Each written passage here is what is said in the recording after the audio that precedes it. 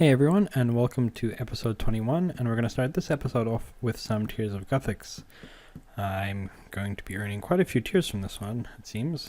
114, maybe I'll get to 115. Yeah, 115 tears from this. And it'll all be going into rune crafting, because that's still my lowest skill, and will be for the foreseeable future. So there is level 46 rune crafting. I love me my weekly rune crafting experience. So I hope you enjoy the rest of episode 21.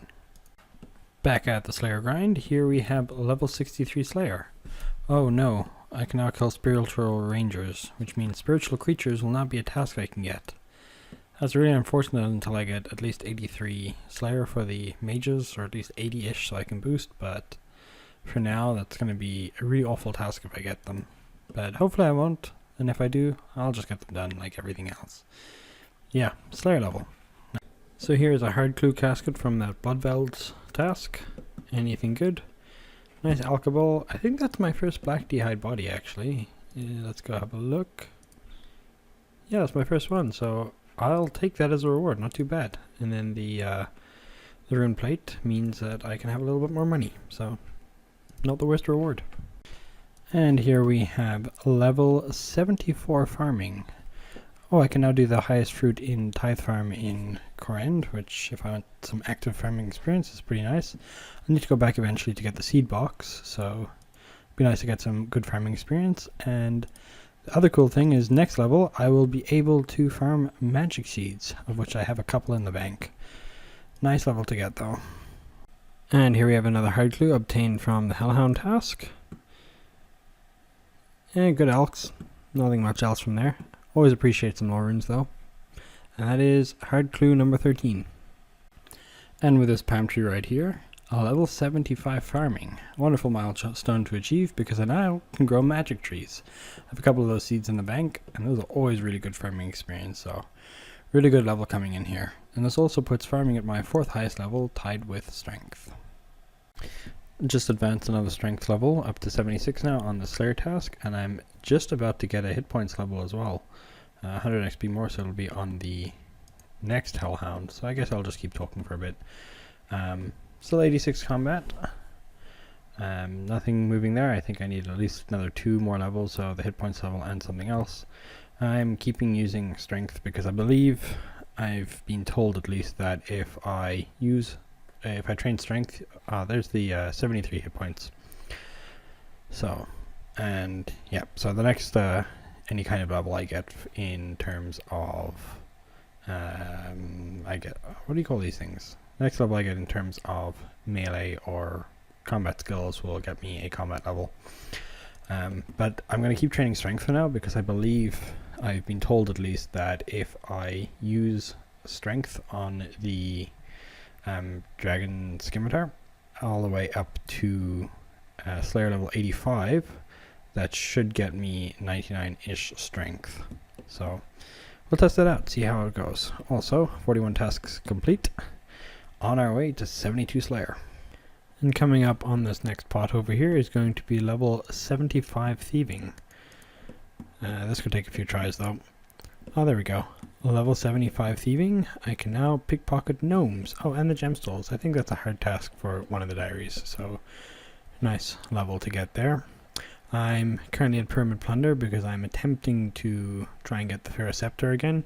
Eventually I need 2, one for the altar in the house for switching to ancient magics, and the other one for the elite or master clue that takes place in the room after this one. So eventually I need 2, but I'd like to start off with just 1. I've done about, I don't know, 100, 150, 200 runs now of Pyramid Plunder, and I have not yet received it, and it's a 1 out of 1,000 from the chest and the sarcophagus. During my runs I grab the grand gold chest from each room, and then the sarcophagus from the last 3 that I can do, so gives me about 10 tries per run. So hopefully I'll get it before I reach like 99 or so. I should be able to get it before then. It should be a lot more common than that. But even more hopefully I get it by 80 or so. Back at the tree runs, here is going to be a level 76 farming from this maple tree. I can now get triple U roots, which I don't think that gets me anything special, but good to know. Back on the Slayer grind, this fire giant over here is going to give us level 67 range. 3 more until we can equip that black d'hide set that we have in the bank. I'm also looking forward to getting enough Slayer points to make broad bolt so I can get a bit of an upgrade from this bone crossbow up to the rune crossbow and the broad bolts. So that right there is the first dragon spear on the account from fire giants of all things. Kind of expected to get it from there, most likely to get it from there because of their rare drop table specific loot thing. But yeah, that's pretty nice to get early on. I'm only 1594 total level and only at 63 Slayer, so I believe it's used for some clue scrolls, some emote clue scrolls, so that's really nice to get. Now I just need that shield left half. So back at fire giants, after I bury this big bone here, level 59 prayer. It also gives us, oh never mind, not a combat level, just 59 prayer. I think one more level of some kind, any kind really, should give us 87 combat, so that'll be nice as well. So that's the end of the fire giants task, and it turns out it was pretty nice. A whole bunch of gems from the red drop table, a couple of herbs, tooth half a key, some rune arrows because I'll probably need them later on, and the dragon spear. So that was pretty nice. 180 points. So let's go get the next task. So this is probably the worst kind of task to get. Unfortunately, I believe at 63 Slayer I can only kill the warriors, rangers, spiritual rangers at 63, spiritual warriors at 68. Yeah. So this is basically a task of 149 spiritual rangers, and that's gonna suck. But I kind of really need the points, so I'm going to go do it. I'll probably go do it in the Wilderness God Wars dungeon just so I have a chance at keys. And taking a little bit from Slayer for a bit, I'm using up some of my herblore supplies. So here is a level 62 herblore. I'm making a couple of super anti-poisons because I found out that irits are used for those, and then I'll be making the rest into super attacks. But I already have several hundred of those, and I doubt I'm ever going to run out 400 of the 4-dose ones, so those are pretty good. I think I have enough supplies to reach level 63 herblore at least. I might have enough for 64, but probably not. Although getting 63 will be nice because I'll be able to make super restore potions, and I have, I think, 250-ish Snapdragon saved up, so that should get me on to 64. So that's the current plan. And now with 400 super energies in the bank, there is level 63 herblore, so I can now make super restore potions. I have not yet touched the Quorms I have, but I don't have enough Limports, and I can't yet kill Karasks to farm them. So I'll make what I can and use the rest later, and I have not yet even made the Snapdragon, so I should have enough for 64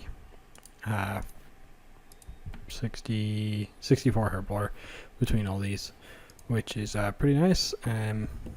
Yeah, I guess I should go do Cheers of Gothics now because I haven't done that yet this week. And there is Cheers of Gothics complete for this week at 198 quest points still. So 108 tiers this time. That's pretty well done. The rework was really good, so I went 47 rune crafting. Another nice level to get. It's a wonderful weekly free rune crafting experience. I should really do some more quests though. Get up to the 250 quest point mark so I get even more time in there and even more experience. So 6,000 rune crafting experience from that. I'll take it.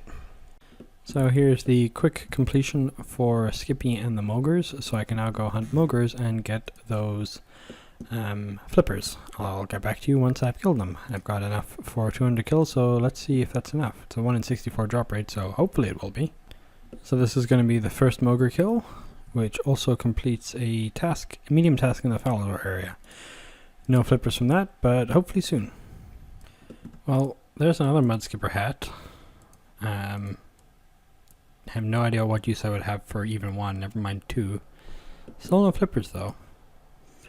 Hopefully they'll be soon, because one flippers is about the same drop rate as two hats, so yeah, hopefully soon. Hat number 3, still no sign of the flippers. Okay, there's the 4th hat and a long bone, and I still don't have the flippers. Longbones are 1 in 400 drops, so let that sink in for a minute.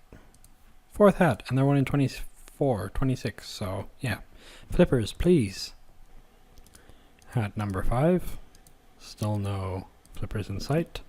I'm pretty sure these are the things that dropped them, but I'm starting to lose hope. And this is hat number 6. I feel like this is a joke. Jagex, please. I just need 1 pair of flippers, not 6 hats. Maybe I can trade 6 hats for 1 pair of flippers somewhere? And this is hat number 8 at 96 kills. Still no flippers. And here is a second longbone at twice the drop rate and still no flippers. This is getting a little bit frustrating now, but I guess we're going to keep at it until we get a pair.